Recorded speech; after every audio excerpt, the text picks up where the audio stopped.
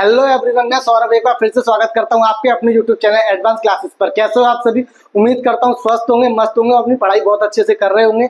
तो आज की इस वीडियो में हम डिस्कस करने जा रहे हैं दर्पण। दर्पण की जो भी टर्मिनोलॉजी, जो भी शब्दावली, उसके बारे में डिस्कस करेंगे।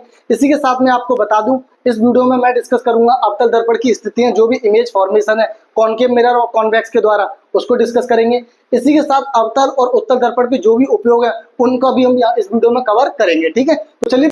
इसी के साथ में एक चीज और बता दूं, आप लोगों को पता है कि बच्चों हम लोग पढ़ रहे हैं लक्ष्य बैच, और लक्ष्य बैच के अंदर हम क्या क्या चल रहा है हम लोगों का, तो हम बता देते हैं। इसके अंदर चल रहा है, एक तो आपकी मैथ्स की क्लास अभी लगातार यहाँ पे चली रही है, जिसको आकाश सर यहाँ पे ले रहे हैं। ठीक है, और इसी के साथ आप लोगों को पता है कि इंग्लिश की क्लास भी लगातार चल रही है, और इंग्लिश की क्लास आप लोगों को अभी फिलहाल आशिता मैम पढ़ा रही है यहाँ पे। ठीक है, और इसी के साथ आप लोगों को पता है साइंस, जो कि आप लोगों को कौन पढ़ा रहा है, जो कि आपके सामने इस समय उपस्थित है, जो कि मैं, यानी कि आई। ठीक है, जो कि मैं पढ़ा रहा हूँ आप लोगों को साइंस। तो साइंस के अंदर मैंने आप लोगों को बता दिया कि मैंने लेक्चर नंबर 1 की क्लास ले चुका हूँ। तो जिन बच्चों ने उस क्लास को नहीं देखा तो उसको जाके देखिए। उसके बाद अगर इस क्लास को देखेंगे तो आपको और ज्यादा मजा आएगा, इंटरेस्ट आएगा, क्योंकि किसी भी चीज को पढ़ने का एक तरीका होता है, एक सिक्वेंस होता है। अगर आप सिक्वेंस में सारी वीडियो को देखते चलेंगे तो आपको सारी चीजें बहुत अच्छे से समझ जाएंगे। साथ के साथ आपको मेरे साथ क्या बच्चों, नोट्स भी बनाते हुए चलने हैं। क्या बच्चों, नोट्स भी बनाते हुए चलने हैं। ठीक है, अगर इसके साथ बच्चों आप लोगों को पता है कि आप लोगों ने अगर हमारा टेलीग्राम चैनल ज्वाइन नहीं किया तो उसको जरूर ज्वाइन कीजिए, क्योंकि उसके अंदर हम क्वेश्चंस डालते हैं और क्लास के अंदर जो भी पढ़ाया जाता है इसकी पीडीएफ भी हम वहाँ पे अपलोड करते हैं। तो उसको जाके ज्वाइन करिए, और जिसका लिंक जो है बच्चों वो डिस्क्रिप्शन में दे रखा है। ठीक है, तो चलिए फिर वीडियो को हम आगे स्टार्ट करते हैं अपनी। तो चलिए आज हम डिस्कस करने वाले हैं बच्चों दर्पण। दर्पण क्या होता है? तो दर्पण क्या होता है बच्चों, तो वह चिकनी व पॉलिशदार सतह जिससे प्रकाश का परावर्तन संभव हो, उसको हम क्या कहते हैं, दर्पण कहते हैं। क्या कहते हैं, दर्पण। अब यहाँ पे दर्पण जो कितने प्रकार के होते हैं, 2 प्रकार के। कौन कौन से? समतल दर्पण और गोलीय दर्पण। जैसा कि लिखा हुआ है कि बच्चों मिरर क्या होता है, तो मिरर के बारे में अगर मैं बता देता हूँ यहाँ पे मिरर क्या होता है, तो आपको पता है कि दर्पण एक चिकनी और पॉलिशदार सतह होती है। क्या बच्चों, एक चिकनी और पॉलिशदार सरफेस होती है जो प्रकाश को परावर्तित करके वस्तुओं की छवि बनाती है, यानी प्रकाश को रिफ्लेक्ट बैक करके उसकी क्या बनाती है, इमेज बनाती है। छवि का मतलब यहाँ पे क्या है बच्चों, बिंब, यानी कि बच्चों प्रतिबिंब, यानी प्रतिबिंब बनाती है। छवि का मतलब प्रतिबिंब, इमेज। जैसे हम लोग हैं, अगर हम शीशे में अपनी शीशे में देखते हैं तो उसमें हमारी क्या छवि बनती है, क्या बनती है, इमेज बनती है। तो छवि को हम लोग क्या कहते हैं, इमेज कहते हैं। तो जो प्रकाश परावर्तित करके वस्तुओं की छवि बनाता है, इसे हिंदी में आईना भी कहते हैं। याद हो, घर में क्या कहते हैं, आईना, या शीशा भी कहते हैं, कहीं पर क्या शीशा भी कहा जाता है। यह एक प्रकाशिकीय उपकरण है, यानी ऑप्टिकल इंस्ट्रूमेंट है, जिसका उपयोग चेहरे देखने या किसी वस्तु को देखने के लिए किया जाता है। बेसिकली हम मिरर का उपयोग क्यों किया जाता है, अपने फेस को देखने के लिए, या किसी भी ऑब्जेक्ट या किसी वस्तु को देखने के लिए हम किसका उपयोग करते हैं, मिरर का उपयोग करते हैं, जिसे हम दर्पण के नाम से जानते हैं। ठीक है, अब बात करते हैं इसके टाइप की। तो दर्पण 2 प्रकार का होता है। तो देखिए बच्चों, पहला टाइप क्या है, तो पहला टाइप है हमारा समतल दर्पण। क्या बच्चों, समतल दर्पण, इसको समझेंगे। इसके बाद दूसरा टाइप है बच्चों गोलीय दर्पण। गोलीय दर्पण क्या होता है, इसको भी हम जानेंगे। तो पहले हम बात करते हैं बच्चों समतल दर्पण। तो समतल दर्पण क्या होता है, ऐसा दर्पण जिसका परावर्तक पृष्ठ कैसा हो बच्चों, परावर्तक पृष्ठ कैसा हो, समतल हो, उसको हम क्या बोलते हैं, समतल दर्पण। या यूं कहें, ऐसा दर्पण जिसकी फोकस दूरी कैसी हो बच्चों, जिसकी फोकस दूरी कैसी हो, अनंत हो, उसको हम क्या कहते हैं, समतल दर्पण कहते हैं। ठीक है, तो बात करते हैं समतल दर्पण की। तो ऐसा दर्पण जिसका परावर्तक पृष्ठ कैसा हो बच्चों, समतल हो, उसको हम क्या कहते हैं, समतल दर्पण। तो मैं यहाँ पे इसको लिख देता हूँ बच्चों। यहाँ पे देखिए, ऐसा दर्पण लिख सकते हैं, यहाँ पे साथ के साथ डेफिनेशन लिख सकते हैं। ऐसा दर्पण, ऐसा दर्पण जिसका जिसका परावर्तक पृष्ठ, परावर्तक पृष्ठ कैसा हो बच्चों, समतल। समतल बोले तो प्लेन, प्लेन हो, उसको हम क्या कहते हैं बच्चों, समतल दर्पण कहते हैं। क्या कहते हैं, समतल दर्पण।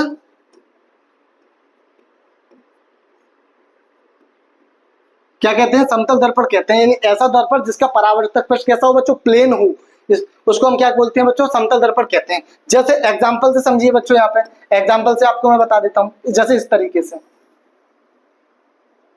इस तरीके से। अब भाई मान लीजिए ये सरफेस दे रखा है, अगर मैं इस पे क्या कर दूं बच्चों, पॉलिश कर देता हूं। अगर इसकी एक सरफेस पे मैं इस तरीके से यहाँ पे पॉलिश कर देता हूं, अगर बच्चों मैं इस पे एक पॉलिश कर देता हूं तो इस वाली सरफेस को मैं क्या बोलता हूं बच्चों, तो इस वाली सरफेस को मैं बोलता हूं क्या, इसको बोलते हैं बच्चों पॉलिशदार सतह। क्या बोलते हैं, पॉलिशदार सतह, पॉलिश्ड सरफेस, ठीक है।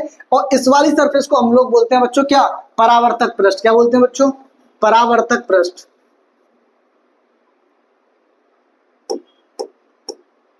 परावर्तक पृष्ठ।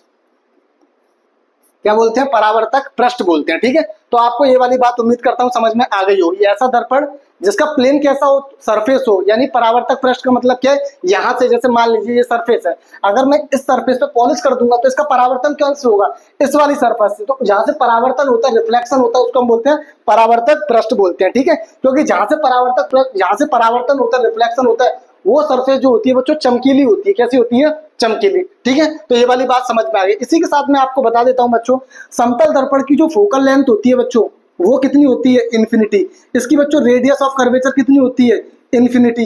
अगर दो समतल दर्पण को एक दूसरे के पैरेलल रख दूंगा तो नंबर ऑफ इमेज कितनी बनती है, कितने प्रतिबिंब बनेंगे, तो वो बच्चों कितने बनेंगे यहाँ पे, तो वो भी कितने बनेंगे, इन्फिनिटी। यानी कि तो मैं बात कर रहा था बच्चों की ऐसा दर्पण जिसकी फोकल लेंथ भी क्या हो बच्चों, इन्फिनिटी हो, और उसकी रेडियस ऑफ कर्वेचर भी क्या हो, इन्फिनिटी हो। अब बात करता हूं बच्चों, ये कैसे इन्फिनिटी हो सकती है, यानी कि इमेज कैसे इन्फिनिटी बनेंगी। जैसे मान लीजिए दो आपने प्लेन मिरर ले लिया और एक दूसरे के पैरेलल रख दिए, तो यहाँ पे अगर रिफ्लेक्ट बैक होगा उस पे इमेज बनेगी, उसकी इमेज उस पे बनेगी। तो ऐसे बच्चों उनके बीच में कितनी इमेज बनेगी, नंबर ऑफ इमेज बनेगी, इन्फिनिटी। तो इस बात को भी आपको याद रखना है। यानी ऑप्शन में पूछा जाता है ऐसा कौन सा दर्पण होता है जिसकी फोकल लेंथ क्या होती है, इन्फिनिटी होती है। तो आपको याद रखना है समतल दर्पण। रेडियस ऑफ कर्वेचर भी पूछ सकता है, वक्रता त्रिज्या भी पूछ सकता है, इन्फिनिटी। और दो प्लेन मिरर रख देगा एक दूसरे के सामने तो नंबर ऑफ इमेज कितनी बनेगी, इन्फिनिटी। तो इस बात को भी आपको ध्यान रखना है, ठीक है। चलिए अब बात करता हूं गोलीय दर्पण। तो गोलीय दर्पण क्या होता है, ये गोलीय दर्पण कांच का एक खोखला गोला होता है जिससे इसे काट के बनाया जाता है। क्या बच्चों, ये कांच का एक खोखला गोला होता है जिससे इसे काट के बनाया जाता है, उसको हम क्या कहते हैं, गोलीय दर्पण कहते हैं। या यूं कहें ऐसा दर्पण जिसका परावर्तक पृष्ठ कैसा हो बच्चों, वक्रित हो। वक्रित का मतलब होता है कर्व्ड, कैसा होना चाहिए, कर्व्ड होना चाहिए, उसको हम क्या बोलते हैं, गोलीय दर्पण कहते हैं।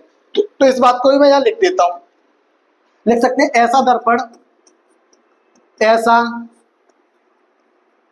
दर्पण जिसका परावर्तक पृष्ठ, जिसका परावर्तक पृष्ठ वक्रित हो,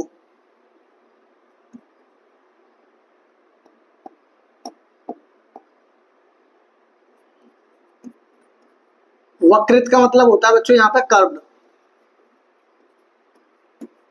वक्रित हो, परावर्तक पृष्ठ कैसा हो, वक्रित हो, उसको हम लोग क्या बोलते हैं बच्चों, उसको बोलते हैं गोलीय दर्पण।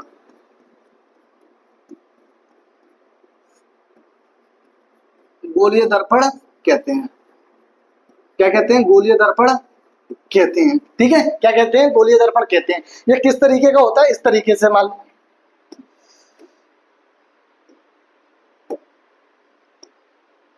तो गोलीय दर्पण क्या होता है आपको समझ में आ गया। ऐसा दर्पण जिसका परावर्तक पृष्ठ कैसा हो, वक्रित हो, कर्व्ड हो, उसको क्या बोलते हैं, गोलीय दर्पण कहते हैं। जैसे इसको समझिए ध्यान से, जैसे देखिए ध्यान से कि ये मैंने एक गोलीय दर्पण लिया, ठीक है। जैसे मैं इस पर कलर कर देता हूँ, गोलीय दर्पण है, क्या बच्चों, एक गोलीय दर्पण है। अगर इस गोलीय दर्पण को मैं बीच में से इस तरीके से कट कर देता हूँ, यहाँ से मैंने इस तरीके से इसको कट कर दिया, तो कट करने के बाद क्या बच्चों, इसकी दो शेप बन गई यहाँ पे। क्या बच्चों, दो शेप बन गई। एक तो ये वाली शेप बन गई, यानी एक तो ये वाली शेप बन गई यहाँ पे, और एक शेप कौन सी बन गई बच्चों, ये वाली। ये दो शेप बन गई यहाँ पे, ठीक है। तो अब ध्यान से देखिए, अगर दो शेप बन गई तो इन दो शेप को हम क्या बोलते हैं बच्चों, अवतल और उत्तल।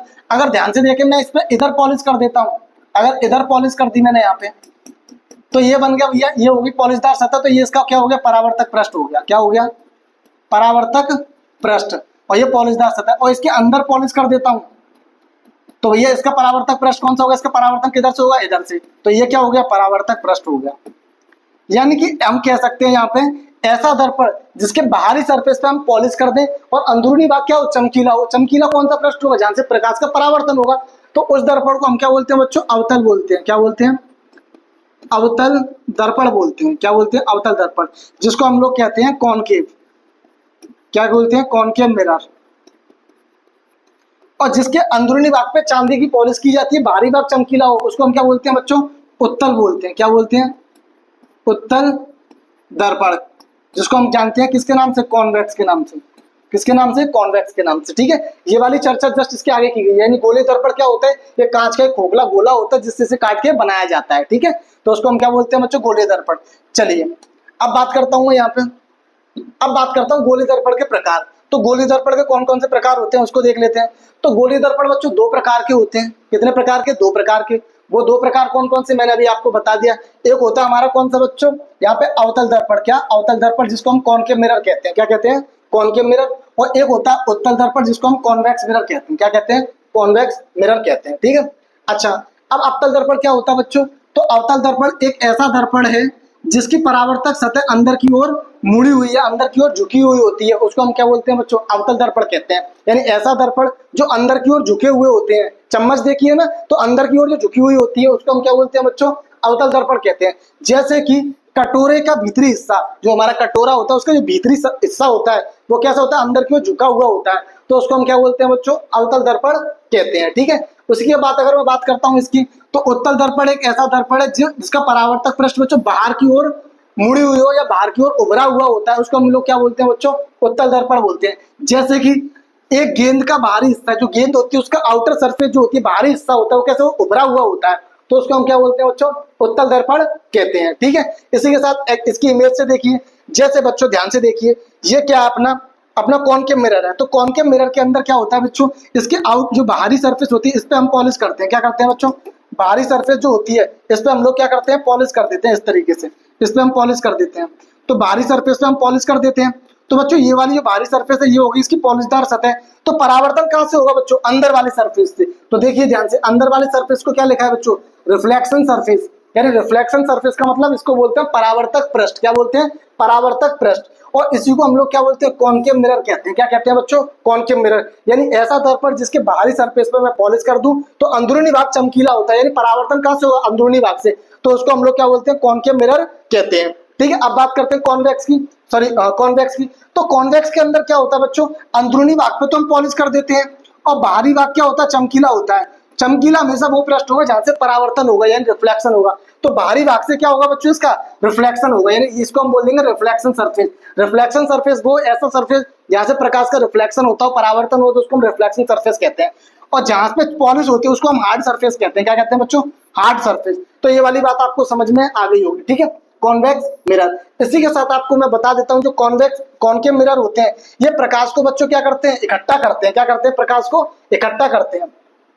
प्रकाश को क्या करता है बच्चों? ये इकट्ठा करता है। प्रकाश को क्या करता है? एकत्रित करता है। एकत्रित करता है। ठीक है, क्या करता है बच्चों? एकत्रित करता है। और ये प्रकाश को क्या करता है बच्चों? ये प्रकाश को फैलाता है।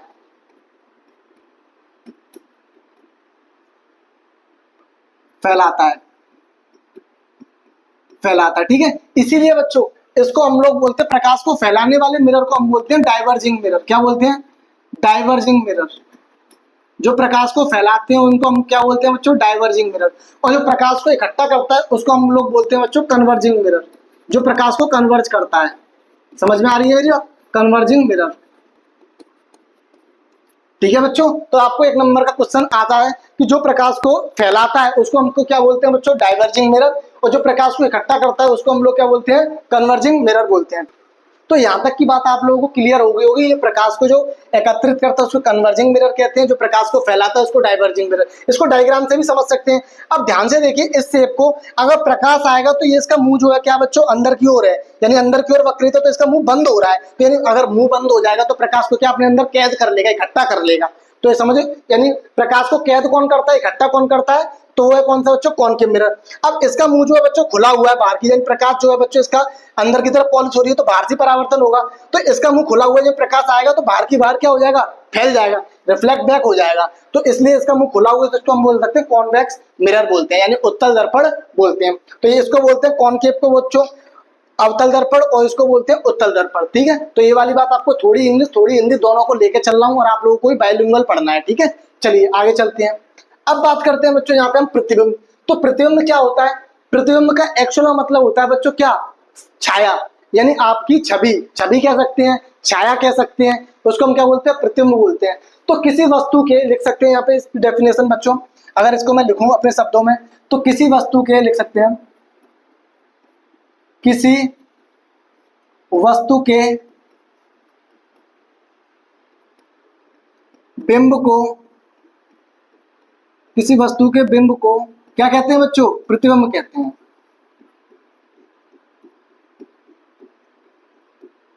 प्रतिबिंब कहते हैं, किसी वस्तु के बिंब को क्या कहते हैं, प्रतिबिंब कहते हैं। या ये कह सकते हैं किसी वस्तु की छाया को हम लोग क्या कहते हैं बच्चों, प्रतिबिंब कहते हैं, इमेज कहते हैं। क्या कहते हैं बच्चों, इमेज कहते हैं। ठीक है, अब इमेज कितने प्रकार की होती है, तो इमेज दो प्रकार की होती है बच्चों।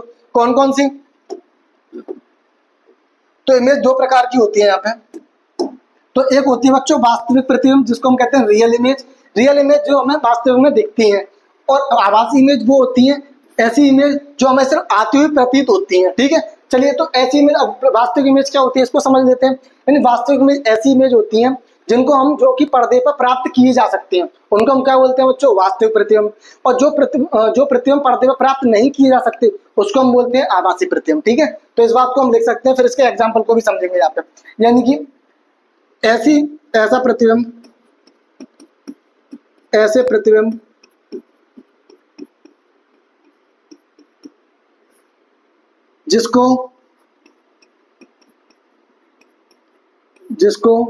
ऐसे प्रतिबिंब जिसको पर्दे पर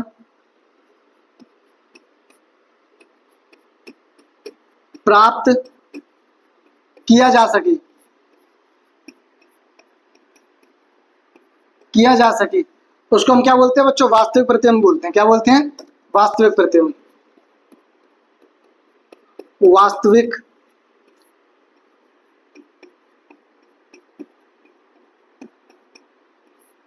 प्रतिबिंब कहते हैं। तो बच्चों ऐसे प्रतिबिंब जिनको पर्दे पर प्राप्त किया जा सके उसको हम क्या बोलते हैं, वास्तविक प्रतिबिंब कहते हैं। अगर मैं इसके बात करूं बच्चों इसके उदाहरण की, तो उदाहरण के लिए कैसे कह सकता हूं बच्चों, आप लोगों ने मूवी तो देखी होगी, आप लोगों ने तो मूवी, अगर आप सिनेमा हॉल में जाते हो तो मूवी देखते हो, तो बच्चों उसी का वही एग्जांपल, सिनेमा हॉल में जो बच्चों पर्दे पर प्रतिबिंब बनता है उसको हम वास्तविक इमेज कहते हैं। क्या बोलते हैं, वास्तविक प्रतिबिंब। यानी लिख सकते हैं सिनेमा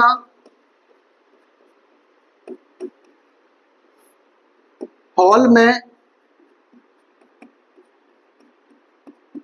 बनने वाला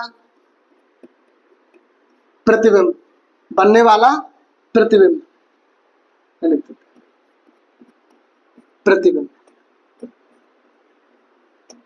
सिनेमा हॉल में जो प्रतिबिंब बनता है बच्चों उसको हम क्या बोलते हैं बच्चों, रियल इमेज कहते हैं। क्या कहते हैं, रियल इमेज कहते हैं। ठीक है, अब इसी के साथ में अगर बात करूं आभासी, तो आभासी कौन बोलते हैं, तो लिख सकते हैं इसका, ऐसे प्रतिबिंब जिन्हें पर्दे पर प्राप्त ना किया जा सके। तो ऐसे प्रतिबिंब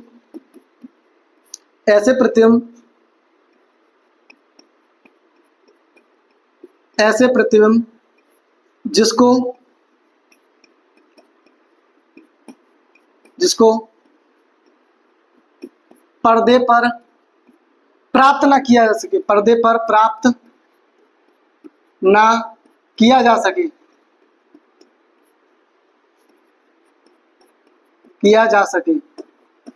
उसको हम क्या बोलते हैं बच्चों, आभासी प्रतिबिंब कहते हैं। क्या बोलते हैं, आभासी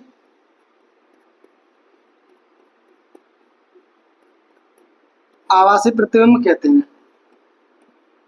क्या कहते हैं, आभासी प्रतिबिंब कहते हैं। ठीक है, जैसे एग्जांपल बच्चों, आप लोग जानते हो सुबह सुबह जब आप उठते हो तो अपना फेस देखते हो मिरर के अंदर, तो उसको हम लोग क्या बोलते हैं बच्चों, उसको हम लोग बोलते हैं क्या, प्लेन मिरर। तो प्लेन मिरर में यानी एग्जांपल लिख सकते हैं इसका,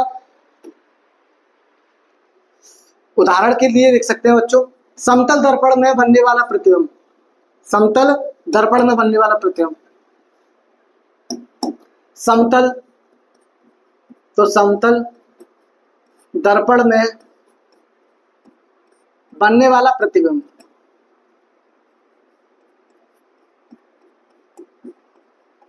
तो बच्चों प्लेन मिरर के अंदर जो हम अपनी इमेज देखते हैं उसको हम लोग क्या बोलते हैं बच्चों, उसको हम लोग बोलते हैं क्या, आभासी प्रतिबिंब। क्या बोलते हैं, आभासी प्रतिबिंब। तो आई होप आपको यहाँ तक बात क्लियर हो गई होगी। ठीक है, तो चलिए अब आगे चलते हैं।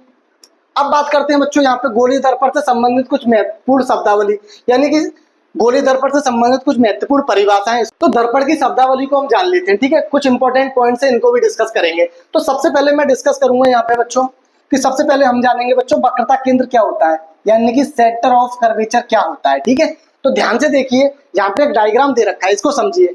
अच्छा, ये जो डायग्राम लिया है मैंने बच्चों, वो लिया है बच्चों किसका बच्चों, ये मैंने जो लिया है यहाँ पे, ये लिया है मैंने कौन सा, यहाँ पे लिया है कौन सा, बताओ फटाफट से कमेंट करो, बताओ भाई। जैसा ही मैंने आप लोगों को बताया था हार्ड सरफेस वाला सिस्टम समझिए। कहाँ है बच्चों, ये मैंने आपको बताया था। तो हार्ड सरफेस देखिए कौन सी है, ये वाली। तो हार्ड सरफेस ये वाली है, तो ये कौन सा मिरर है बच्चों, कॉनकेव मिरर। और हार्ड सरफेस अंदर वाली है तो कौन सा हो जाएगा, कॉन्वेक्स। तो वहां पे सरफेस देखिए कौन सी है। अब जैसे इस वाले में देखिए हार्ड सरफेस कौन सी है बच्चों, तो हार्ड सरफेस बाहर वाली है, रिफ्लेक्शन कहाँ से होगा, अंदर वाले से। ठीक है, तो इसको हम कौन सा मिरर कहते हैं, तो ये जहाँ पे जो मैंने मिरर लिया है बच्चों, वो लिया है कौन सा, कॉनकेव। कौन सा लिया है बच्चों, कॉनकेव लिया है। ठीक है, तो कॉनकेव मिरर लिया है, तो आप चाहो तो बच्चों कॉन्वेक्स भी ले सकते हैं, लेकिन मैंने एक लिया, इससे ही आपको मैं सारी चीजें समझा दूंगा। ठीक है, चलिए ध्यान से समझिए बच्चों। सबसे पहले वक्रता केंद्र की बात करते हैं। तो बच्चों ये क्या है, हमारा एक कॉनकेव मिरर है, कॉनकेव मिरर है हमारा, क्या है बच्चों, कॉनकेव मिरर।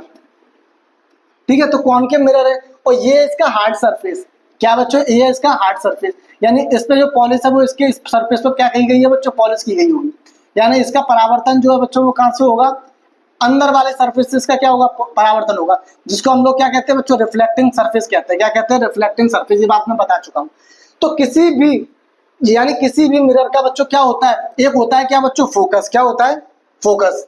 तो ये हमारा क्या है बच्चों, फोकस। ये क्या है, ये जो बिंदु है इसको हम बोलते हैं क्या बच्चों, फोकस। ठीक है, जिसको हम रिप्रेजेंट करते हैं किससे, एफ से। इसके जस्ट पीछे होता है बच्चों क्या, सेंटर ऑफ कर्वेचर। क्या होता है, सेंटर ऑफ कर्वेचर, जिसको 2F भी कहते हैं, 2F भी कहते हैं। और कहीं कहीं पे इसको बच्चों हम C से भी रिप्रेजेंट करते हैं। किससे बच्चों, C से भी रिप्रेजेंट करते हैं। मोस्टली बुक में C से रिप्रेजेंट करते हैं, कहीं कहीं पे 2 से भी है, 2F से भी करते हैं। तो कोई दिक्कत की बात नहीं है, लेंस में बेसिकली 2F से करते हैं। ठीक है, लेकिन हम यहाँ पे C से मान लेते हैं, 2F भी कह सकते हैं, ऐसा कोई दिक्कत की बात नहीं है। अच्छा, अब बच्चों ध्यान से देखिए, वक्रता केंद्र क्या होता है, कि वक्रता केंद्र होता है बच्चों ये खोखले गोले का एक भाग होता है, यानी कि दर्पण जो होता है उस खोखले गोले का जो सेंटर होता है उसी को हम लोग क्या बोलते हैं बच्चों, वक्रता केंद्र बोलते हैं। क्या बोलते हैं, वक्रता केंद्र बोलते हैं। ठीक है, तो इसको आपको याद रखना है, जिस खोखले गोले का दर्पण एक भाग होता है उसके केंद्र को हम लोग क्या बोलते हैं, वक्रता केंद्र बोलते हैं। यानी जो गोलीय दर्पण होता है उसको जो सेंटर होता है उसी में से तो इसको बनाया गया है, तो इसीलिए उसके सेंटर को हम लोग क्या बोलते हैं बच्चों, उसको हम बोलते हैं सेंटर ऑफ कर्वेचर। यानी कि इस तरीके से मान लीजिए, ध्यान से देखिए, तो भैया इसका जो सेंटर है वो क्या होगा, ठीक है भाई। देखिए, तो इसका सेंटर की अगर बात करूं तो इसका सेंटर यही तो है बच्चों, तो इसका सेंटर, तो इसके खोखले गोले में से काट की तो इसे बनाया गया, तो इसका जो सेंटर होगा उसी को हम लोग क्या बोलते हैं बच्चों, वक्रता केंद्र बोलते हैं। क्या बोलते हैं, वक्रता केंद्र बोलते हैं। अब मैं बात करता हूं बच्चों यहाँ पे किसकी, अब मैं बात करूंगा यहाँ पे किसकी, वक्रता त्रिज्या। तो वक्रता त्रिज्या क्या होती है बच्चों, उसको भी देख लेते हैं। तो बच्चों वक्रता त्रिज्या क्या होती है, ये जो पॉइंट होता है बच्चों, ये वाला, इस पॉइंट को हम लोग बोलते हैं क्या बच्चों, यहाँ पे एक पॉइंट होता है जिसको हम कहते हैं बच्चों क्या, ध्रुव। क्या बोलते हैं, ध्रुव बोलते हैं। यानी वक्रता केंद्र और ध्रुव को मिलाने वाली रेखा को हम क्या बोलते हैं बच्चों, क्या वक्रता केंद्र, यानी ये कह सकते हैं दर्पण के लंबवत जाने वाली दूरी को हम लोग क्या बोलते हैं बच्चों, ध्रुव कहते हैं। ठीक है, परावर्तक पृष्ठ के मध्य बिंदु को हम क्या कहते हैं, ध्रुव कहते हैं। अभी आगे भी आएगा। तो बच्चों दर्पण से लेके, यानी ध्रुव से लेके सेंटर ऑफ कर्वेचर की जो बीच की दूरी है, यानी P से लेके C तक की जो बीच की दूरी है, इसको हम लोग क्या कहते हैं बच्चों, R कहते हैं। क्या कहते हैं, R कहते हैं। जैसा कि यहाँ पे लिखा हुआ है बच्चों कि दर्पण के ध्रुव से वक्रता केंद्र तक की दूरी को हम लोग क्या कहते हैं, वक्रता त्रिज्या कहते हैं। और इसे हम लोग किससे रिप्रेजेंट करते हैं, R से रिप्रेजेंट करते हैं। और इसको हम रिप्रेजेंट करते हैं किससे बच्चों, C से। किससे रिप्रेजेंट करते हैं, C से करते हैं। ठीक है, अब बात करता हूं बच्चों इसके ध्रुव की। तो ध्रुव क्या होता है बच्चों, कि दर्पण के परावर्तक सतह का केंद्र, यानी कि ये दर्पण है तो इसका परावर्तक सतह यही तो है, तो इसका केंद्र बिंदु, यानी दर्पण का जो केंद्र बिंदु होता है उसको हम लोग क्या बोलते हैं बच्चों, उसको हम बोलते हैं ध्रुव। और इसको हम रिप्रेजेंट करते हैं किससे, P से। किससे रिप्रेजेंट करते हैं, P से। तो ये सारी डेफिनेशन आपको समझ में आ रही होंगी। ठीक है, चलिए अब आगे और डेफिनेशन उनको भी समझ लेते हैं। अब बात करते हैं बच्चों मुख्य अक्ष की। तो मुख्य अक्ष क्या होती है बच्चों, कि वक्रता केंद्र और ध्रुव को मिलाने वाली रेखा, यानी वक्रता केंद्र और ध्रुव यहाँ पे होता है। तो इसको मिलाने वाली रेखा को हम लोग क्या बोलते हैं बच्चों, मुख्य अक्ष कहते हैं, जिसको हम इंग्लिश में कहते हैं बच्चों प्रिंसिपल एक्सिस। क्या बोलते हैं, प्रिंसिपल एक्सिस, जिसको हम मुख्य अक्ष कहते हैं, मुख्य अक्ष कहते हैं। क्या कहते हैं बच्चों, मुख्य अक्ष कहते हैं। ठीक है, तो आपको ये वाली बात ध्यान रखनी है। अब उसके बाद बात करता हूं बच्चों फोकस की। तो फोकस को भी जान लेते हैं, फोकस क्या होता है हमारा, तो फोकस को भी समझ लेते हैं। तो फोकस क्या होता है बच्चों, मुख्य अक्ष पर वह बिंदु जहां पर समांतर प्रकाश की किरण परावर्तन के पश्चात मिलती हो। यानी कि ये समझिए बच्चों, मुख्य अक्ष के समांतर चलने वाली प्रकाश की किरण है। अब मान के चलिए यहाँ से एक तरह ये किरण आ रही है और ये एक ऑप्टिक्स रे आ रही है। अब यहाँ से इस पॉइंट से क्या होगा, इनका परावर्तन होगा, यानी रिफ्लेक्शन होने के पश्चात जिस पॉइंट पे आके ये मिल जाती है उस पॉइंट को हम लोग क्या कह देते हैं बच्चों, प्रकाश का यानी फोकस कह देते हैं। क्या कहते हैं, दर्पण का फोकस कह देते हैं। क्लियर है मेरी बात, यानी कि इस तरीके से। अच्छा एक चीज और बताऊं, आपको एरो जरूर लगाने हैं, क्योंकि एरो से आपको पता चल जाएगी कि कौन सी प्रकाश की किरण आ रही है, कौन सी जा रही है। तो ये देखो, ये वाला एरो देखिए ध्यान से, ये बन रहा है इधर, यानी प्रकाश की किरण यहाँ पे आ रही है। ठीक है, तो ये वाली बात आपको समझ में आ गई। उसके बाद बात करता हूं बच्चों, फोकस दूरी क्या होती है बच्चों, तो दर्पण के ध्रुव से फोकस तक की दूरी को हम लोग क्या बोलते हैं, फोकस दूरी। यानी पी से लेके एफ तक की जो बीच की दूरी है, पी से लेके एफ तक की जो बीच की दूरी है, उसको हम लोग क्या नाम से जानते हैं बच्चों, एफ के नाम से। किसके नाम से, एफ के नाम से। यानी पी से लेके एफ तक की दूरी को हम लोग क्या कहते हैं, फोकस दूरी। क्लियर है, तो अच्छा इसको रिप्रेजेंट करते हैं किससे बच्चों, स्मॉल एफ से। किसके, स्मॉल एफ को। अब एक बार मैं फिर से बता देता हूँ, पी से लेके सी तक की जो दूरी होती है इसको हम लोग क्या बोलते हैं बच्चों, वक्रता त्रिज्या। पी से लेके एफ तक की जो दूरी होती है इसको हम लोग बोलते हैं क्या, फोकस दूरी। क्या बोलते हैं बच्चों, फोकस दूरी। अगर मैं बात करता हूं बच्चों यहाँ पे वक्रता त्रिज्या को, तो आप जानती हो सेंटर ऑफ कर्वेचर को हम बोलते हैं बच्चों क्या, वक्रता केंद्र। तो ये वाली बात आप लोगों को समझ में आ गई। अब आगे चलते हैं हम लोग। उसके बाद बात करते हैं बच्चों फोकस दूरी और वक्रता त्रिज्या में क्या संबंध होता है। क्या होता है बच्चों, जैसे बच्चों आपको एक सरफेस दे रखी है इस तरीके से। अब ये सरफेस देती, मैं इस पे क्या कर दूं, पॉलिश कर दूं। क्या कर दूं बच्चों, इस पे मैंने क्या कर दिया, पॉलिश कर दिया। अब बच्चों मैं इसके जो सरफेस है वो मैं मान लेता हूँ क्या, इसके सरफेस मैंने मान लिया कि एक सिरा इसका बच्चों m1 है और एक सिरा इसका m2 है। तो यहाँ से लेके यहाँ तक भी इसका क्या हो गया, डायमीटर हो गया। और इसी को हम लोग किस नाम से जानते हैं बच्चों, अपार्चर के नाम से। किसके नाम से बच्चों, अपार्चर के नाम से, जिसको हम कहते हैं दर्पण का द्वारक। क्या कहते हैं, दर्पण का द्वारक। क्या बोलते हैं बच्चों, दर्पण का द्वारक। समझ में आ रहा है। अगर किसी दर्पण का द्वारक वक्रता त्रिज्या की अपेक्षा छोटा होता है तो उस वक्रता त्रिज्या जो होती है बच्चों, फोकस दूरी होती है, वो वक्रता त्रिज्या की क्या होती है, आधी होती है। ठीक है, तो इसको मैं स्टेटमेंट लिखता हूं, उसके बाद इसका फॉर्मूला लिखता हूं। तो लिख सकते हैं किसी दर्पण का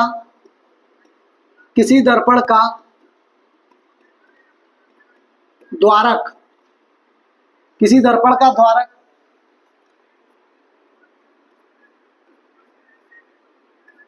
वक्रता त्रिज्या की अपेक्षा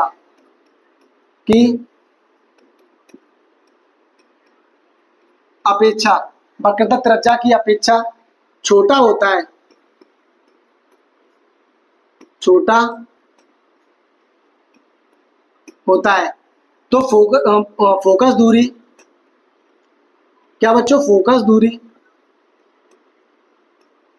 वक्रता त्रिज्या की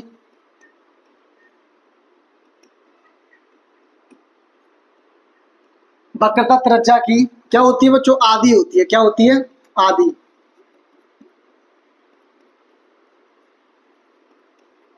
आधी होती है।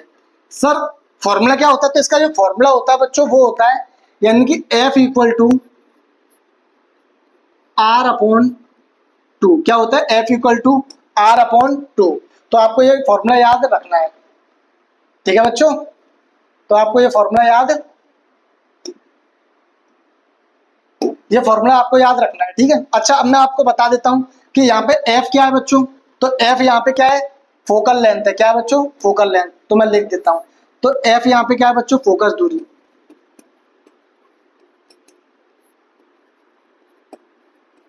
जिसको हम लोग जानते हैं मतलब फोकल लेंथ के नाम से।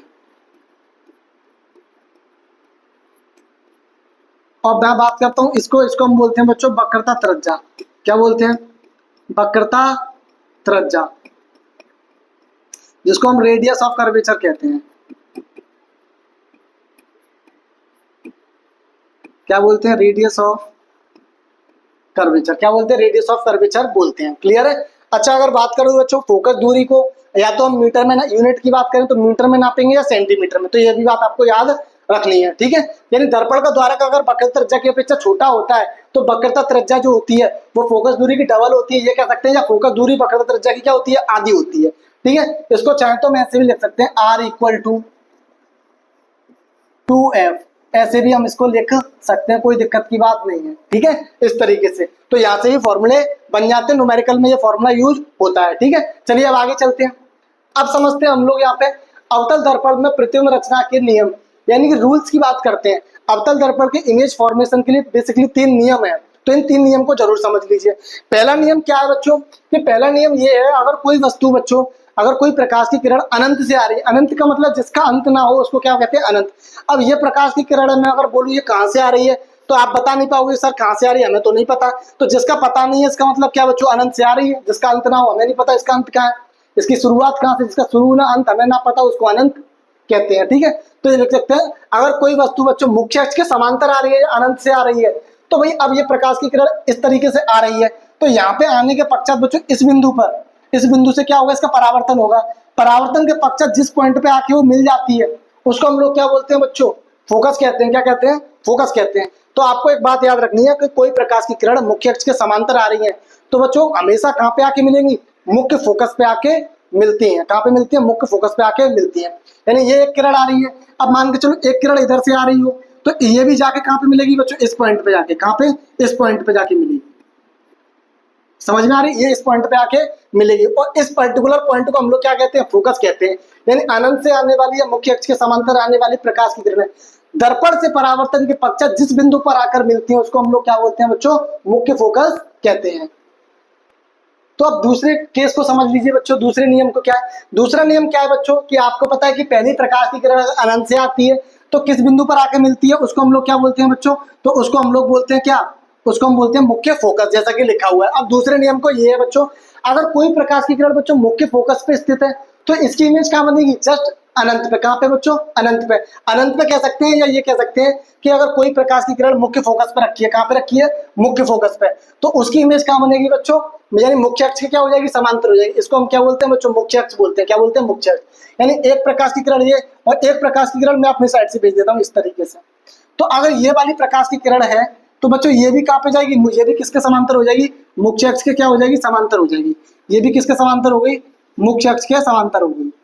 क्लियर है मेरी बात, तो ये भी किसके समांतर होगी, मुख्य अक्ष के समांतर होगी। ठीक है, यानी अनंत पे कोई इमेज रखी रहती है, बहुत सॉरी, कोई इमेज अगर फोकस पे रखी रहती है तो उसका प्रतिबिंब कहाँ पे बनता है, अनंत पे बनता है, या ये कह सकते हैं मुख्य अक्ष के क्या हो जाते हैं, समांतर। अब ये दोनों प्रकाश की किरणें कहीं पे ना कहीं कभी आपको मिलती हुई नजर आएंगी, नहीं मिलेंगी। तो कहीं नहीं मिलेंगी इसका मतलब इमेज कहाँ बनेगी, अनंत पे बनेगी। कहाँ पे बनेगी, इन्फिनिटी पे जाके। ठीक है, तो जैसा कि लिखा हुआ है कि एक अवतल दर्पण के मुख्य फोकस से गुजरने वाली किरण परावर्तन के पश्चात मुख्य अक्ष के समांतर निकलेगी। समांतर निकलने का मतलब अनंत पे इमेज बनाएंगी, कोई कभी मिलेंगी नहीं। जो समांतर किरणें कभी आपस में नहीं मिलती हैं। ठीक है, चलिए तीसरा केस क्या है बच्चों, अगर कोई प्रकाश की किरण सेंटर ऑफ कर्वेचर से होके जाती है तो बच्चों उसी मार्ग में फिर से लौट जाती है।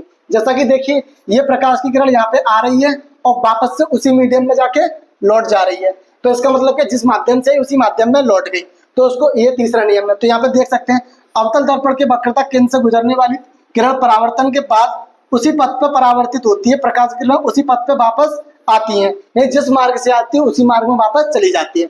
अगर ये 3 केस आपको समझ में आ गए तो कॉन्केव मिरर के द्वारा इमेज फॉर्मेशन है, जिसके 6 केस है। कितनी स्थितियां, 6 स्थितियां हैं, उनको हम देख लेते हैं बच्चों।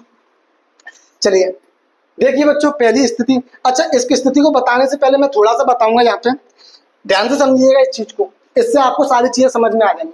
जैसे बच्चों ध्यान से देखिए, ये अपना क्या है बच्चों, ये अपना है कॉन्केव मिरर यानी अवतल दर्पण, और इस पे मैंने कर दी क्या, पॉलिश। क्या कर दी, पॉलिश। और ये इसके बच्चों क्या है बच्चों, अपर्चर यानी M1 और M2, ये इसके 2 सिरे। क्लियर है मेरी बात। अब ध्यान से देखिए बच्चों कि ये एक इसकी क्या है, प्रिंसिपल एक्सिस है। क्या बच्चों, ये इसकी एक प्रिंसिपल एक्सिस है इस तरीके से।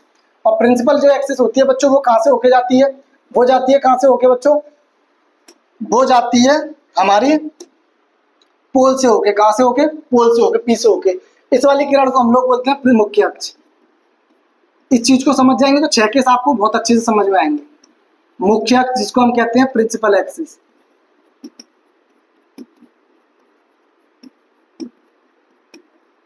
प्रिंसिपल एक्सिस क्लियर है।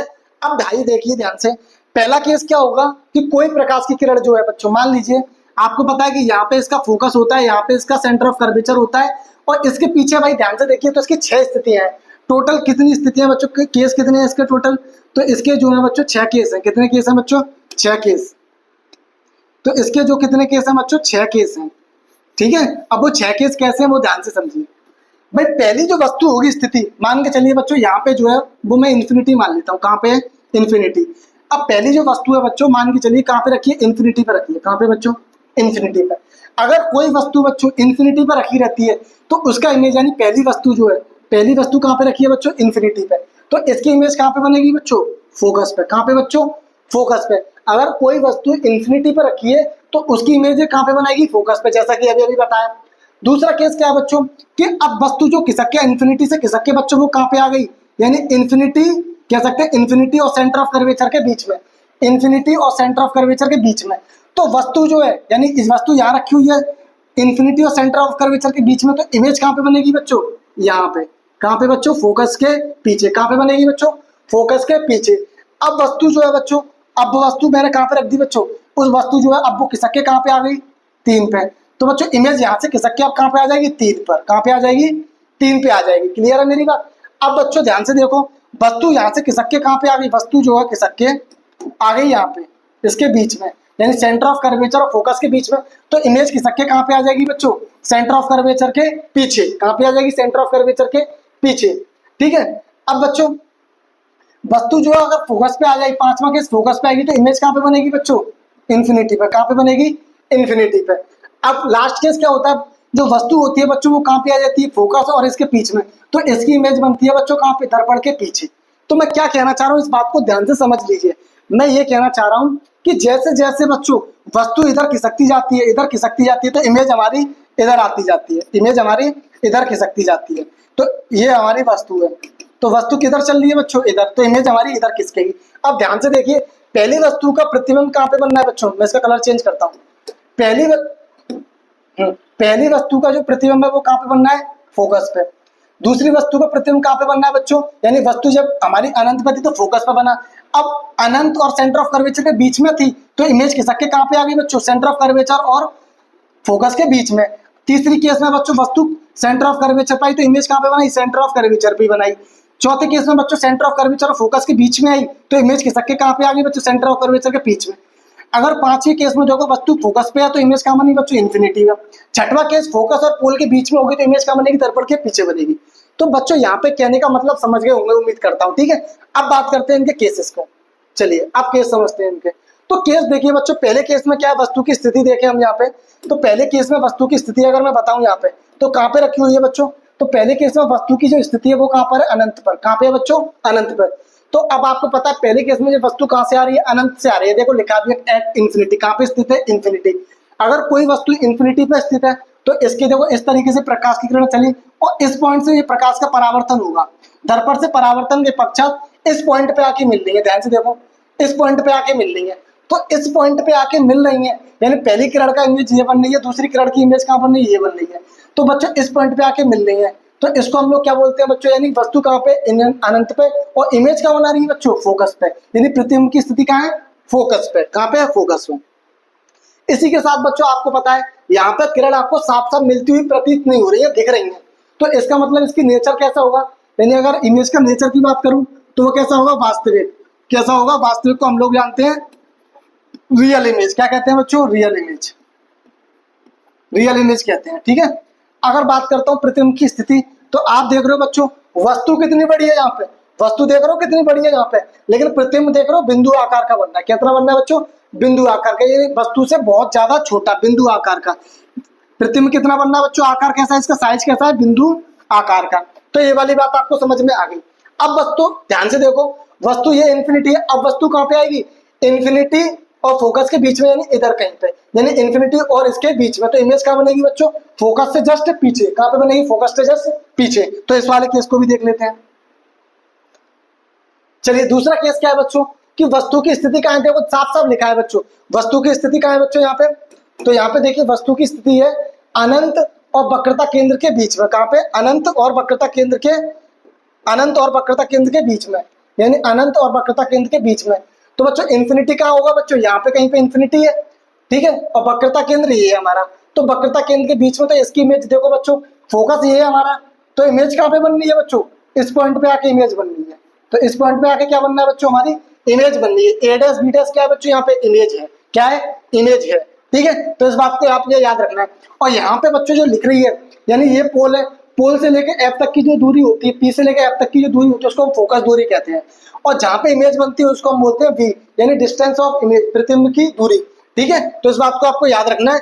और पोल से लेकर जहाँ वस्तु स्थित है उसको हम बोलते हैं यू, यानी वस्तु की दूरी, यानी यहाँ पे वस्तु स्थित होती है और वो सारी की सारी दूरियां जो बेसिकली पी से नापते हैं, तो पी से लेके जहाँ वस्तु स्थित है उस दूरी को कहते हैं यू, और जहाँ इमेज बनी है उसको कहते हैं वी, और पी से लेके एफ तक की दूरी को हम लोग क्या कहते हैं बच्चों, एफ, और पी से लेकर सी तक की दूरी फटाफट से कमेंट करके बताएंगे, अभी बता चुका हूँ क्या होगी, वो होगी बच्चों क्या, पी से लेकर सी तक की दूरी को हम कहते हैं आर, रेडियस ऑफ कर्वेचर, वक्रता त्रिज्या, ठीक है।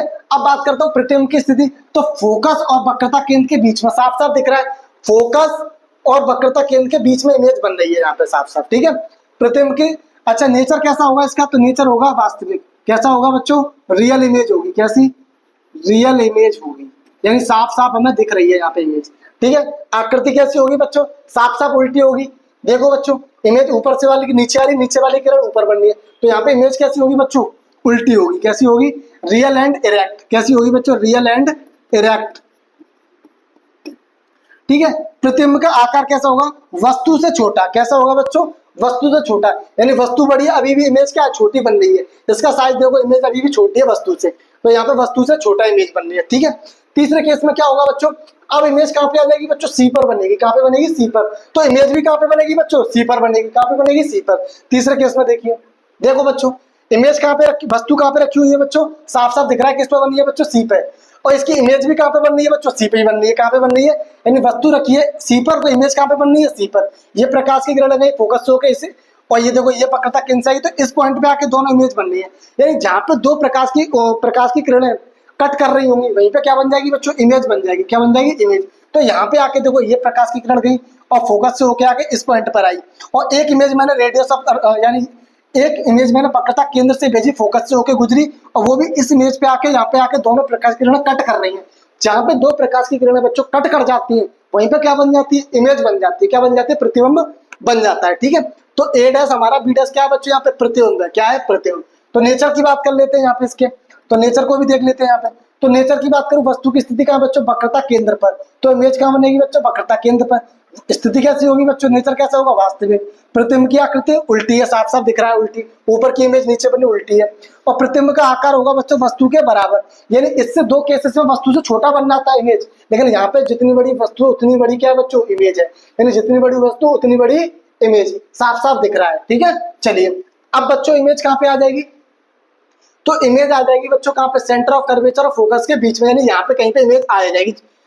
देखिए ध्यान से, चौथे केस में देखिए, वस्तु की स्थिति का फोकस और वक्रता केंद्र के बीच में, कहाँ पे बच्चों, फोकस और वक्रता केंद्र के बीच में आ गई है वस्तु।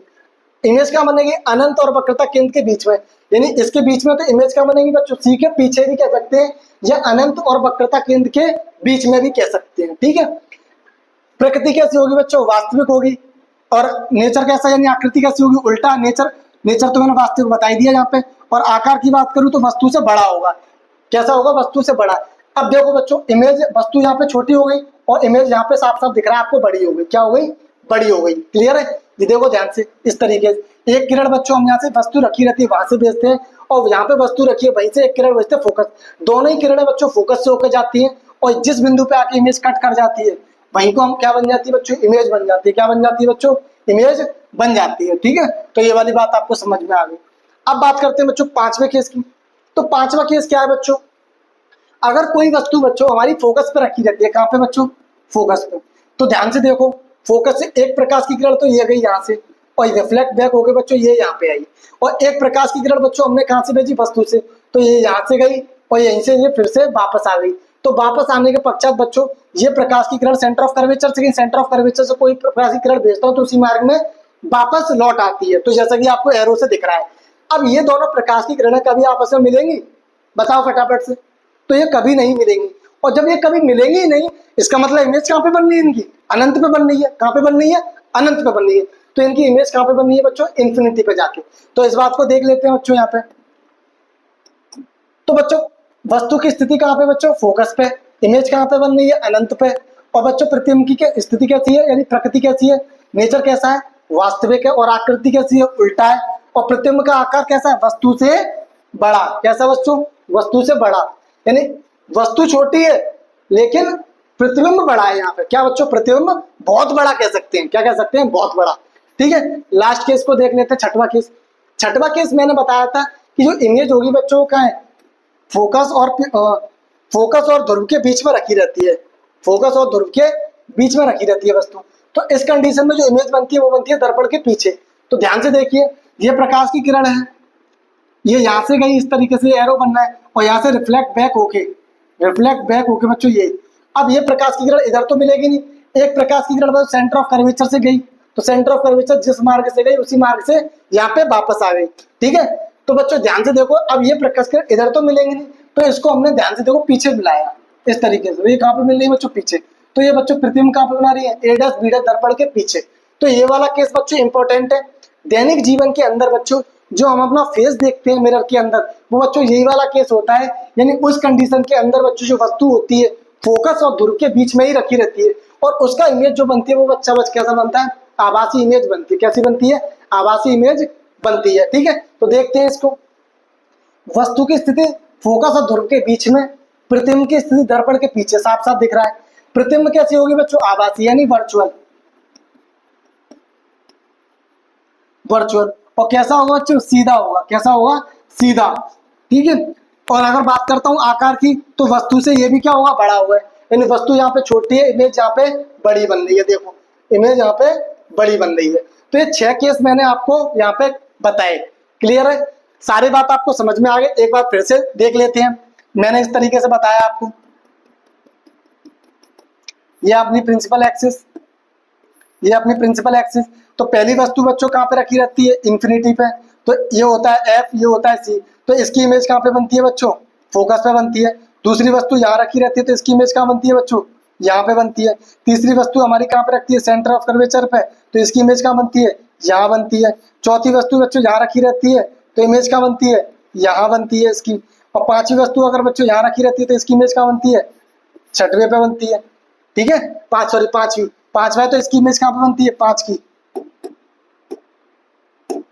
पांचवी इमेज जहाँ बनती है। लास्ट केस बच्चों इमेज जहाँ रखी रहती है छठवीं, तो इसकी इमेज कहाँ पे बनती है बच्चों? यहाँ पे इसकी छठवीं यहाँ बनती है। तो ये वाली बात आपको समझ में आ गई। ठीक है, चलिए अब आप बात करते हैं उत्तल दर्पण की। चलिए थोड़ा सा आप नोट करिए।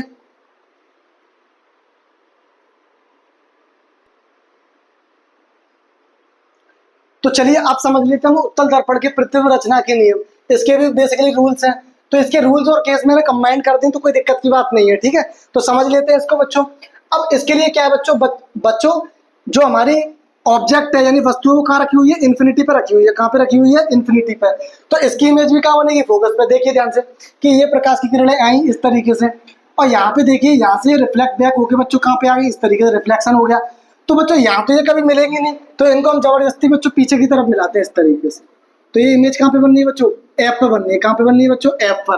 तो ये इमेज जो होती है बच्चों, यानी उत्तल दर्पण में सारी इमेज कैसी बनती है बच्चों? आभासी बनती है, यानी मिलती हुई प्रतीत होंगी, दिखाई नहीं देंगी, मिलती हुई प्रतीत होंगी। ठीक है, अच्छा अब देखिए यहाँ पे लिखा हुआ है मुख्य अक्ष के समांतर।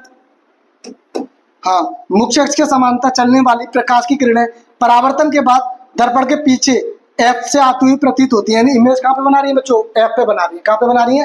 एफ पे। तो पहला केस तो यही है। और दूसरा केस क्या है बच्चों? कि कोई इमेज सेंटर ऑफ कर्वेचर से जाएगी तो उसी मार्ग में फिर से लौट आएगी। यानी उत्तल अवतल दोनों के लिए ये केस सेम नहीं है, तो वो लिखा ही नहीं मैंने। ठीक है, चलिए अब बात करता हूँ बच्चों, यानी वो वाला केस बच्चों दोनों के लिए कॉमन है। ठीक है, अब दूसरा केस क्या है बच्चों? दूसरा केस क्या है? अगर कोई वस्तु जो हमारी, यानी यहाँ पे होता है हमारा पी और एफ के, पी और इन्फिनिटी के बीच में कहीं भी रख दो उसे, यानी अनंत और पी के बीच में कहीं भी रख दो, तो उसकी इमेज हमेशा कहाँ बनेगी बच्चों? ध्रुव और फोकस के बीच में बनेगी। कहाँ बनेगी? ध्रुव और फोकस के बीच में। जैसे ये मैंने वस्तु रख दी तो सी और एफ के बीच में यहाँ पे, तो ये प्रकाश की किरण गई और यहाँ से रिफ्लेक्ट बैक होके बच्चों ये कहाँ गई ऊपर, तो ये यहाँ पे आके हमने इस तरीके से मिलाई। और एक प्रकाश की किरण बच्चों मैंने कहाँ से भेजी, इस तरीके से ये, तो ये बच्चों यहाँ पे इस तरीके रिफ्लेक्ट बैक होकर इधर आई, तो इसको ही मैंने पीछे मिलाया।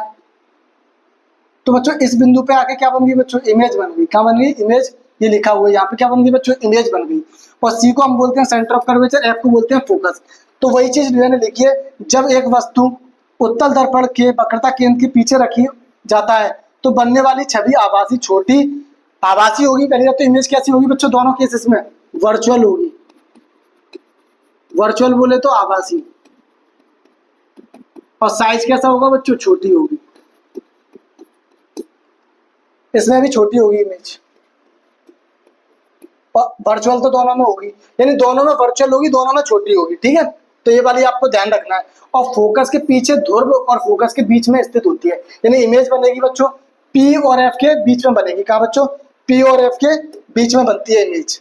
तो ये बात आपको ध्यान रखनी है इस पॉइंट पे। तो ये दो केस आपको समझ में आ गए होंगे उत्तल दर्पण की। ठीक है, अब बात करते हैं नेक्स्ट बात करते हैं बच्चों दर्पण की चिन्ह परिपाटी। तो चिन्ह परिपाटी को भी समझ लेते हैं। तो फिर चिन्ह परिपाटी को समझने के लिए आपको तीन चीजों की बात ध्यान रखनी पड़ेगी। पहली बात कि बच्चों प्रकाश की जिधर प्रकाश चलता है, यानी प्रकाश जिधर से आता है उसी डायरेक्शन में अगर चलती है प्रकाश की डायरेक्शन में हमेशा प्रकाश जो चलता है हमेशा बाएं से, यानी अगर मैं इधर खड़ा हूं तो ये मेरा राइट हैंड है और ये मेरा लेफ्ट हैंड है। तो लेफ्ट हैंड से प्रकाश जो होता है हमेशा लेफ्ट से राइट चलता है। किधर बच्चों, लेफ्ट से राइट, यानी बाएं से दाईं ओर चलता है। किधर बच्चों, बाएं से दाईं ओर चलता है। ठीक है, तो चलो देखो बच्चों, तो पहली पॉइंट याद रखना, प्रकाश, पहला पॉइंट, प्रकाश सदैव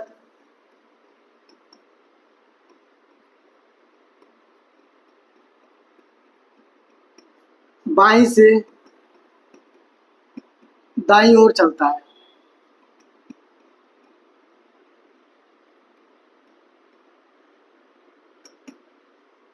इस बात का क्या मतलब है बच्चों कि प्रकाश हमेशा इधर से चलेगा। किधर से, इधर से।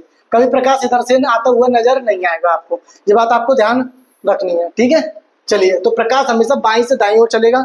और दूसरा पॉइंट आपको याद रखना है, सभी दूरियां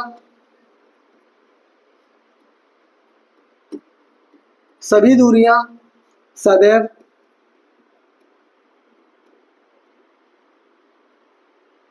ध्रुव से नापी जाती हैं। किससे, ध्रुव से नापी जाती हैं। ठीक है, सभी दूरियां किससे नापी जाती हैं बच्चों, ध्रुव से नापी जाती है। फटाफट से नोट करिए।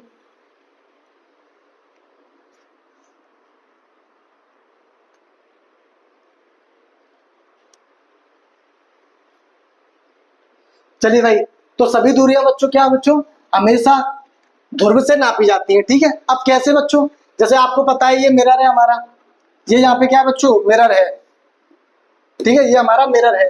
तो मिरर में याद रखना बच्चों, लेफ्ट हैंड साइड में सारी दूरियां कैसी ली जाती है, नेगेटिव, और राइट हैंड साइड में सारी चीजें कैसी ली जाती हैं बच्चों, हमारी पॉजिटिव। कैसी, पॉजिटिव। और लेफ्ट हैंड साइड में सारी चीजें कैसी ली जाती है, नेगेटिव। ठीक है, तो ये बात आपको ध्यान रखना है। जैसे बच्चों ध्यान से देखो, ये हमारा मिरर है, ये हमारा मिरर है। तो मिरर के इधर की तरफ क्या होता है, वस्तु हमेशा किधर स्थित होती है, इधर, यानी इधर। ठीक है, तो बच्चों ये क्या पोजीशन है ऑब्जेक्ट की। अब इधर के यानी लेफ्ट हैंड साइड की सारी चीजें कैसी लेते हैं हम लोग, नेगेटिव लेंगे, चाहे वो वस्तु। अब ध्यान से देखिए, अवतल दर्पण के अंदर बच्चों आपको पता है कि बच्चों सेंटर ऑफ कर्वेचर भी इधर होता है, फोकस भी इधर होता है, वस्तु भी इधर ही स्थित होती है। ठीक है, तो कॉनकेव मिरर के अंदर बच्चों याद रखना, फोकस दूरी हमेशा क्या होती है बच्चों, कॉनकेव मिरर के अंदर, मैं लिख देता हूं, कॉनकेव मिरर के अंदर, कॉनकेव मिरर यानी कि अवतल दर्पण, अवतल दर्पण में जो बच्चों हमारा फोकस होता है वो हमेशा कैसा होगा, नेगेटिव होगा। कैसा होगा, नेगेटिव होगा। इस बात को आपको याद रखना, कैसा होगा, नेगेटिव होगा। क्लियर है। इसी के साथ बच्चों कॉनकेव मिरर के अंदर, इसके अंदर बच्चों जो हमारा वक्रता त्रिज्या होती है बच्चों, क्या वक्रता त्रिज्या किससे रिप्रेजेंट करते हैं, आर से।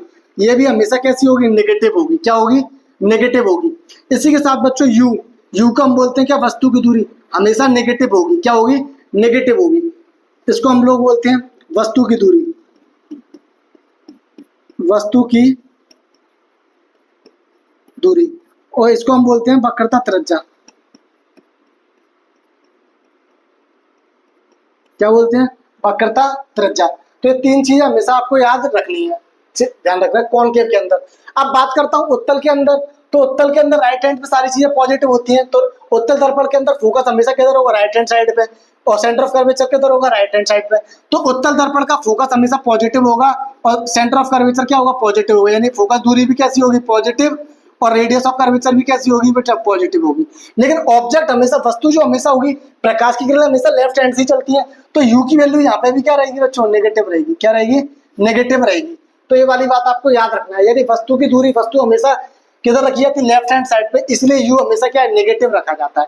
सर आपने वी की बात नहीं करी, तो वी की बात बच्चों इसलिए नहीं करी कि आपको पता है उत्तल दर्पण के कितने केस थे? 6 केस थे। तो 6 केस के अंदर जो इमेज है बच्चों वो हमारी किधर बन रही थी? राइट हैंड साइड पे बन रही थी। तो जो वी की वैल्यू है बच्चों स्टार्टिंग के 5 केस में तो पॉजिटिव रहती है, लेकिन लास्ट वाला केस कहाँ पे बन रहा था? दर्पण के पीछे। तो अगर वो राइट हैंड साइड पे आ गया तो वी की वैल्यू वहां पे क्या हो जाएगी बच्चों? सॉरी, स्टार्टिंग के 5 केस में वी की वैल्यू क्या रहेगी? नेगेटिव, और लास्ट वाले केस में वी की वैल्यू क्या हो जाएगी? पॉजिटिव। क्योंकि उत्तर अवतल दर्पण के अंदर स्टार्टिंग के 5 केस में इमेज बच्चों राइट और लेफ्ट हैंड साइड पे बन रही थी, यानी कि लेफ्ट हैंड साइड पे कैसी होती है इमेज? नेगेटिव। लास्ट वाला केस रहता था, छठवां केस, जब वस्तु फोकस और पोल के बीच में स्थित होती है, वो इमेज बन रही थी दर्पण के पीछे, यानी कि राइट हैंड साइड पे, और वहां पे बच्चों वी की वैल्यू क्या हो जाती है? पॉजिटिव। क्या हो जाती है? पॉजिटिव। इस बात को याद रखना है। लेकिन मैं ये कह सकता हूँ उत्तल दर्पण के अंदर वी की वैल्यू हमेशा क्या होगी? नेगेटिव। यहाँ पे इस एक केस की वजह से मैं वी की वैल्यू क्लियर नहीं कर सकता, अदरवाइज मैं यहाँ पे भी कह सकता था कि सर वी की वैल्यू भी लिख लो आंखें बंद करके नेगेटिव, लेकिन नहीं कह सकता सिर्फ लास्ट वाले केस की वजह से। क्लियर है मेरी बात? तो ये वाली बात आपको समझ में आ गई होगी।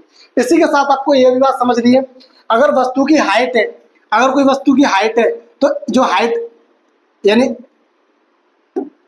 वस्तु की जो ऊंचाई है बच्चों, अगर वो ऊपर की तरफ है तो पॉजिटिव, और बच्चों यानी मैं कह सकता हूँ एच आई, जो एच ओ होगा, एच ओ उसको हम बोलते हैं हाइट ऑफ ऑब्जेक्ट, वो हमेशा पॉजिटिव होगा, और हाइट ऑफ इमेज वो हमेशा नेगेटिव है। नीचे की तरफ, ऊपर की तरफ अगर कोई वस्तु है उसकी हाइट ऊपर है तो पॉजिटिव, नीचे है तो नेगेटिव। ये भी आपको ध्यान रखना है, ठीक है। चलिए अब बात करते हैं नेक्स्ट। अब बात करते हैं बच्चों दर्पण के सूत्र। तो दर्पण का सूत्र क्या होता है, इसको आप लिख लीजिएगा। तो दर्पण का सूत्र क्या होता है बच्चों? 1/f equal to 1/v plus 1/u। क्या होता है बच्चों? 1/f equal to 1/v।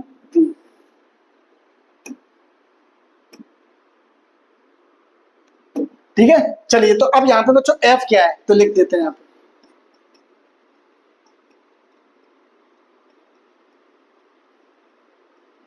जिसको हम लोग कहते हैं फोकस दूरी।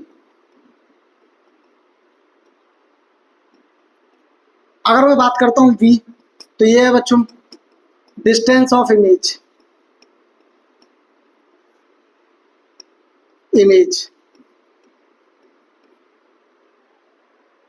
प्रतिबिंब की दूरी,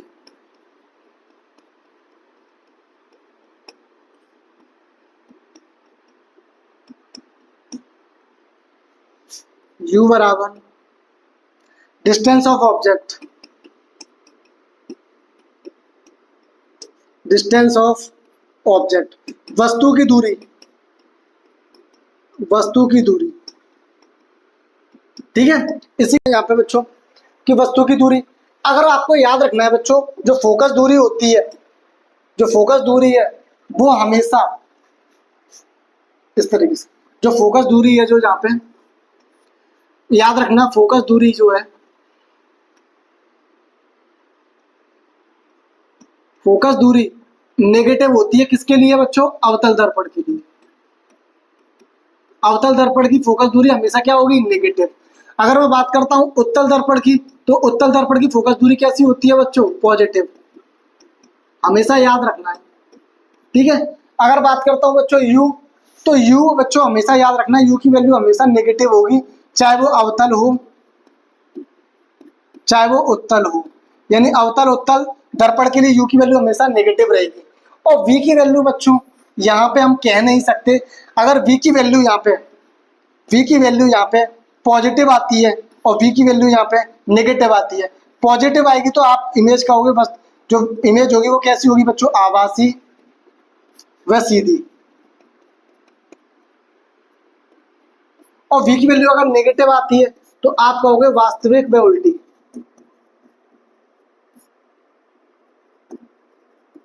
या आप ये कह सकते हैं कि ये इमेज है इस तरीके से। तो अगर इधर की साइड जो भी चीजें होंगी वो नेगेटिव होती है, राइट हैंड साइड पे सारी चीजें पॉजिटिव। अगर इमेज हमारी इधर बन रही है तो वो कैसी होगी बच्चों, वास्तविक। कैसी, वास्तविक। और इमेज अगर इधर बन रही है तो आप क्या दोगे बच्चों, आभासी। क्या क्या दोगे, आभासी। तो ये सारी बातें आपको ध्यान रखनी है, ठीक है। चलिए आगे चलते हैं। अब बात करते हैं बच्चों रेखीय आवर्धन क्या होता है। तो रेखीय आवर्धन क्या होता है बच्चों, कि बच्चों इसका जो फॉर्मूला होता है वो होता है क्या, ध्यान से इसका फॉर्मूला लिखते हैं पहले। तो इसका फॉर्मूला, इसको रिप्रेजेंट करते हैं बच्चों किससे, m से। तो m इक्वल टू, इसका फॉर्मूला होता है बच्चों HI अपॉन HO, और एक फॉर्मूला होता है माइनस का V अपॉन U। तो ये क्या होता है, इसका फॉर्मूला होता है।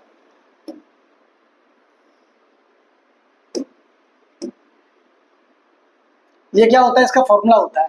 तो बच्चों इसकी परिभाषा क्या कहती है कि किसी प्रतिबिंब की ऊंचाई और वस्तु की ऊंचाई के अनुपात को हम लोग क्या कहते हैं बच्चों, रेखीय आवर्धन कहते हैं। जैसे मैं यहां लिख सकता हूं, किसी प्रतिबिंब की ऊंचाई, प्रतिबिंब की ऊंचाई तथा वस्तु की ऊंचाई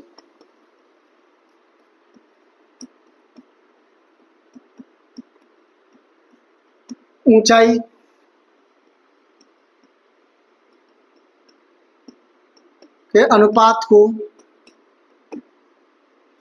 रेखीय आवर्धन कहते हैं। क्या कहते हैं बच्चों, रेखीय आवर्धन कहते हैं। और इसे बच्चों m से प्रदर्शित करते हैं। किससे रिप्रेजेंट करते हैं, m से प्रदर्शित करते हैं, ठीक है। पता बच्चों HI की, तो HI क्या है यहाँ पे, तो HI है बच्चों यहाँ पे हाइट ऑफ इमेज, जिसको हम कहते हैं बच्चों प्रतिबिंब की ऊंचाई।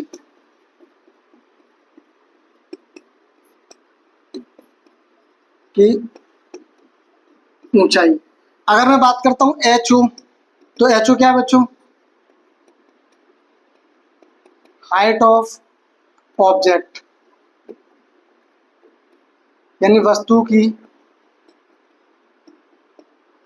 ऊंचाई। क्लियर है मेरी बात, क्या है बच्चों, वस्तु की ऊंचाई।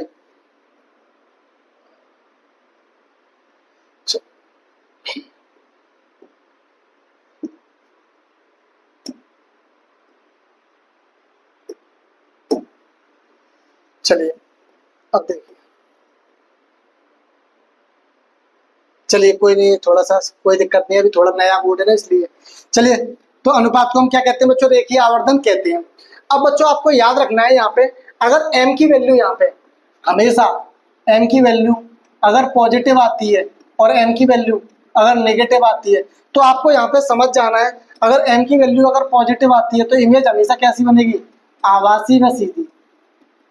आभासी व सीधी। अगर m की वैल्यू यहाँ पे नेगेटिव आती है तो इमेज बनेगी वास्तविक व उल्टी। कैसी बनेगी, वास्तविक व उल्टी बनेगी। क्लियर है, तो ये वाली बात आपको ध्यान रखनी है।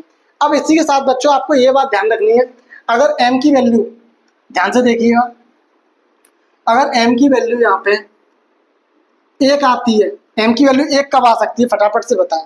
तो m की वैल्यू यहाँ पे 1 कब आएगी, तो m की वैल्यू बच्चों 1 कब आ सकती है, जब मैं ये कहूँ HI का मान HO के बराबर हो। अगर ये HI और HO आपस में बराबर हो जाए तो m की वैल्यू क्या आएगी बच्चों, 1 आ जाएगी। क्या आएगी, 1 आएगी। अगर m की वैल्यू 1 से बड़ी आती है तो m की वैल्यू 1 से बड़ी कब आएगी, बताओ फटाफट से। तो m की वैल्यू 1 से बड़ी कब आएगी, जब मैं ये कह दूं कि HI बड़ा होगा HO से। क्या बच्चों, HI बड़ा होगा HO से। और m की वैल्यू 1 से छोटी कब आएगी, जब मैं ये कह दूं HI छोटा हो किससे, HO से। यानी HI का मान छोटा होगा किससे, HO से। तो ये बेसिकली अब मैंने आपको यहाँ पे 3 से घटनाएं बताई हैं, तो इन 3 घटनाओं को आपको याद रख लेना है। न्यूमेरिकल करते टाइम ये काफी काम आएंगे।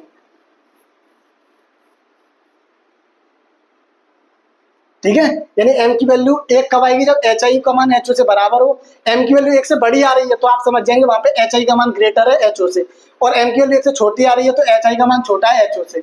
तो इस बात को भी आपको याद रखना है। ठीक है, जैसे मैं आपको एक क्वेश्चन बताता हूँ, क्वेश्चन से आप समझ जाएंगे।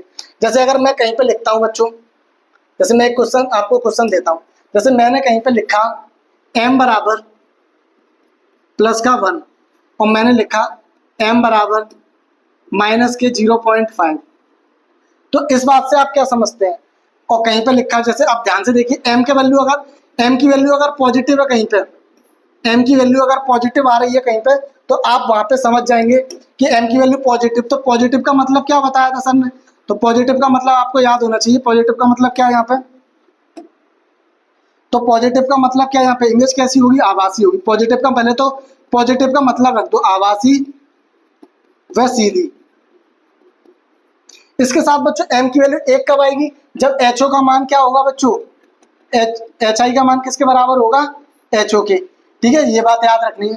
दूसरी बात आपको याद रखनी है बच्चों, 0.5 है, तो 0.5 का मतलब क्या है बच्चों, पॉइंट हटाऊंगा तो नीचे 0 बढ़ेगा, यानी 5/10, यानी कि मैं ये कह सकता हूँ 1/2। क्या बच्चों, 1/2। तो बच्चों यहाँ पे देखो m की वैल्यू नेगेटिव है, कैसी है बच्चों, नेगेटिव। तो नेगेटिव वैल्यू है, तो नेगेटिव वैल्यू का मतलब मैंने बताया था वास्तविक, पहले साइन का मतलब रख दो, वास्तविक व उल्टी। कैसी बच्चों, वास्तविक व उल्टी। अगर वास्तविक उल्टी और 0.5 का मतलब क्या, ध्यान से देखो कि ये ऊपर वाली वैल्यू होती है, ये क्या होती है hi, और नीचे वाली क्या होती है ho। तो यहाँ पे क्या दिख रहा है बच्चों आपको साफ साफ, m की वैल्यू क्या है बच्चों, 1 से छोटी कब आएगी, जब hi का मान छोटा होगा किससे, ho से, यानी थर्ड वाली कंडीशन। m की वैल्यू 1 से छोटी है ना, इसलिए। तो m की वैल्यू पहले प्लस माइनस इसके आगे लगा है, उसका मतलब लिख दो, उसके बाद ये देख लो कि 1 से, यानी इसकी m की वैल्यू 1 से बड़ी है कि छोटी है। उस तरीके से आपको चीजें समझ में आई होंगी, आई होप। ठीक है, चलिए, तो ये वाली बात आपको समझ में आई। अब बात करते हैं इनकी यूजेस की। तो यूजेस याद रखने हैं आपको बच्चों कि अवतल दर्पण के यूजेस क्या है बच्चों, इसका उपयोग किसमें किया जाता है, एक तो बच्चों टॉर्च में किया जाता है और हेडलाइट में। अवतल दर्पण का प्रकाश स्रोत से प्रकाश को परावर्तित करके एक केंद्रित किरण पुंज बनाता है, यानी मैंने बता दिया आपको, ये कन्वर्ज करता है प्रकाश को, जिससे प्रकाश दूर तक जाता है। तो एक तो आपको ये वाली बात याद रखनी है। ठीक है, और इसी के साथ बच्चों इसका प्रयोग बच्चों डेंटल होते हैं ना, डेंटल और चिकित्सक, वो भी यूज करते हैं। ये दर्पण छोटे क्षेत्रों को बड़ा करके देखने में मदद करते हैं। ठीक है, और सौर ऊर्जा उपकरण में भी, यानी सौर ऊर्जा इंस्ट्रूमेंट में भी इसका उपयोग होता है। अवतल दर्पण सूर्य के प्रकाश को एक बिंदु पर केंद्रित करता है, वही कन्वर्जिंग वाली बात, और गर्मी उत्पन्न करते हैं, जो ऊर्जा उत्पन्न करने के लिए उपयोगी है। टेलीस्कोप में भी इसका यूज होता है। परावर्तनी दूरदर्शी में अवतल दर्पण प्रकाश को इकट्ठा करके दूर की वस्तुओं को देखने में मदद करता है। तो ये क्या है बच्चों, इसके उपयोग है, पढ़ लेना, ये भी एग्जाम में पूछ लिए जाते हैं। बात करते हैं उत्तल दर्पण के उपयोग की। तो इसका उपयोग बच्चों रियर व्यू मिरर, कार के साइड मिरर के रूप में, बाइक चलाते हैं तो साइड मिरर के रूप में पीछे की वस्तुओं को आगे देखते हैं ना, तो साइड मिरर के रूप में इसका उपयोग करते हैं। उत्तल दर्पण को विस्तृत क्षेत्र को कवर करते हैं, जिससे ड्राइवर पीछे की वस्तुओं को देख सकता है। सुरक्षा दर्पण, ये दर्पण दुकानों और चौराहों पर उपयोग किए जाते हैं ताकि एक विस्तृत क्षेत्र को कवर किया जा सके, एक बड़े क्षेत्र को कवर किया जा सकते और सुरक्षा सुनिश्चित की जा सके। स्ट्रीट लाइट में भी इसका प्रयोग किया जाता है। उत्तल दर्पण का प्रकाश को फैलाते हैं, जिस मैंने बताया ना, डाइवर्जिंग करते हैं और अधिक क्षेत्र को रोशन करते हैं। ठीक है, तो ये वाली चीजें आपको मैंने इसके उपयोग भी बता दिए। चलिए, तो आज की इस वीडियो में यहीं तक। वीडियो अगर पसंद आया हो तो वीडियो को लाइक कर दो, चैनल को सब्सक्राइब नहीं किया तो चैनल को सब्सक्राइब कीजिए, और हो सकता है तो ज्यादा से ज्यादा बच्चों में इस वीडियो को शेयर कीजिए, वो क्योंकि वो भी इस वीडियो को देखें और फिजिक्स को, अपनी साइंस को और इंटरेस्टिंग बनाए। मैंने आई होप आपको पूरी कोशिश करी है कि इस वीडियो के माध्यम से आपको सारी चीजें बहुत अच्छे से समझाऊं। फिर भी अगर आपकी कोई क्वेरी है तो आप हमारे कमेंट बॉक्स में अपनी बात लिख सकते हैं और उसका जवाब हम देने की पूरी कोशिश करेंगे। ठीक है, तो इसी तरह की अमेजिंग वीडियो के लिए हमारे चैनल को सब्सक्राइब करें और वीडियो को शेयर जरूर करें। आपसे बस इतनी ही मेरी दरख्वास्त है कि आप वीडियो को शेयर करें बस। ठीक है, तो चलिए मिलते हैं फिर नेक्स्ट वीडियो में। Thank you.